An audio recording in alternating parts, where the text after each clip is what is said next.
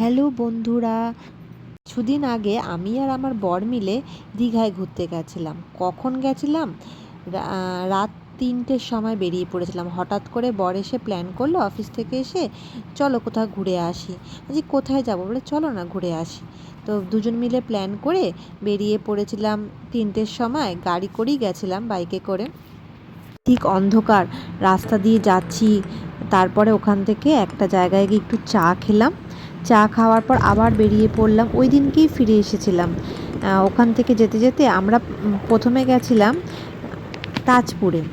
তাজপুরে একটা সুন্দর ব্রিজ আছে, ওখানটা গেছিলাম। দেখো চারিদিকে সৌন্দর্যটা কি সুন্দর না? আর জায়গাটা না খুব ফাঁকা ফাঁকা। দীঘায় যেরকম খুব জনবসতি, প্রচুর লোকজন থাকে, সমুদ্রে স্নান করছে, কত লোক থাকে। এই জায়গাটা না একটু ফাঁকা ফাঁকা, নিরিবিলি আছে, ভালো লাগবে। গিয়েই সমুদ্রের ধারে গিয়েই একটা স্টারফিশ পেলাম, হাতে তুলে তুলে নিলাম। তখনও নড়ছিল স্টারফিশটা। তারপর গিয়ে আবার জলে ভাসিয়ে দিলাম। দেখো কি সুন্দর লাগছে। এখান দিয়ে সিঁড়ি দিয়ে নামলেই না সমুদ্রটা। এখানে কেউ স্নান করে না, কাউকে স্নান করতে দেখলামও না। এখানে আমি একটু আবার ভিডিও টিডিও করলাম। জলটা না আস্তে আস্তে ঠিক 12টার পর আস্তে আস্তে বাড়তে শুরু করলো। এখানে বসে কেউ যদি তোমরা বলো, এদের এখানে খাওয়া দাওয়ার ব্যবস্থাও রয়েছে। এখানে দেশি মুরগি কেটেও দেবে, দেশি মুরগির ঝোল টোল রান্না করে দেবে। ওখানে আমরা খাওয়া দাওয়া করিনি, আমরা শুধু ব্রেকফাস্টটা করেছিলাম। শুধু বসে বসেই দেখছিলাম সমুদ্রটা, কি ভালো লাগছিল। সমুদ্রের আপ ডাউনটা খুব ভালো লাগছিল। কি সুন্দর জলটা যে আস্তে আস্তে বাড়তে শুরু করলো, এটা বসে দেখতেও ভালো লাগছিলো। তারপর বেরিয়ে গেলাম বাইকে করে আবার। ওখান থেকে শঙ্করপুর গেলাম, মোহনা দেখতে দেখতে গেলাম।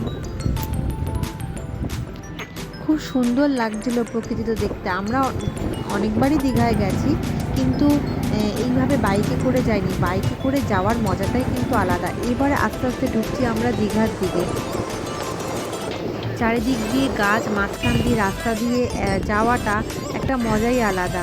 এই দেখো দীঘার সমুদ্র। দীঘা এখানে কত লোকজন রয়েছে। আমরা স্নান করিনি, আমরা জাস্ট ঘুরতে গেছিলাম। নিয়েছিলাম, জাস্ট স্নানটা করে রেস্ট নিয়ে দুপুরে খাবার খেয়ে আবার রাতে রওনা দিয়ে দিলাম। রাতে না, ঠিক বিকালবেলা রওনা দিয়ে দিয়েছিলাম। ওখান থেকে আসার পথে একটা ধাবায় গেছিলাম, শ্রী ধাবায়। সেখানে গিয়ে একটুখানি খাওয়া দাওয়ার খেলাম। তারপর একটু দোলনায় বসে দোলনায় চড়ছিলাম, একটু রেস্ট নিচ্ছিলাম, কারণ আবার এতটা দূর আসতে হবে আমাদের, তার জন্য একটু বসে নিয়েছিলাম। ধাবাটার ভেতরটা খুব সুন্দর, তাই একটু ভিডিও করছিলাম। বাইকে এতটা রাস্তা যাওয়া আসা খুবই কষ্টকর, কিন্তু সেই কষ্টর মধ্যে না এত প্রকৃতির মধ্যে যাওয়াটাও খুব মজাটাও আলাদা। যে বাইকের একটা করে যাওয়াটা, সেখানে তখন সবেমাত্র জগন্নাথ মন্দিরটা তৈরি হচ্ছিল, কমপ্লিট হয়নি পুরো, তার জন্য ভেতরে ঢুকতে পারিনি। বেশ গরমও ছিল। এগুলো হলো কিছু স্টিল ফটো তুলেছিলাম, সেইগুলোই আপলোড করলাম। প্রথম বাইকে করে কোথাও এত দূরে যাওয়ার একটা জার্নি। হ্যাঁ, একটা দিন থাকলে বোধহয় আর একটু রেস্ট হতো, আর একটু ভালো লাগতো, আর একটু ঘুরতে পেতাম। যেহেতু কোনো রকম প্ল্যান করে যাইনি, হঠাৎ করে বেরিয়ে যাওয়া, তাই আর থাকিনি।